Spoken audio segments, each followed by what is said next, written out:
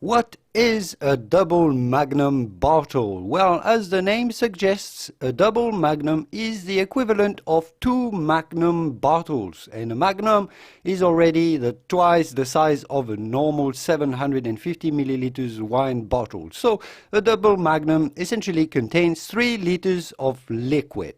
Now, if you know already about a magnum, you already calculated that this is the equivalent of 4 standard 750 milliliters wine bottles, and so a double magnums, these 3 liters will fill about 20 wine glasses.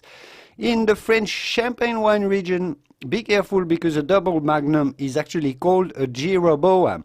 And the name Jeroboam in Bordeaux means something else. But anyways, a 3-liter bottle is essentially a double magnum if we're talking still wine, Bordeaux wine, Burgundy wine. And it's going to be called a Jeroboam if we're talking sparkling wine or champagne. This was what is a double magnum. Julien signing off. I hope this video was useful. If it was, give it a quick thumb up to support my work. And I will see you soon in the wonderful world of wine. Au revoir. Bye-bye.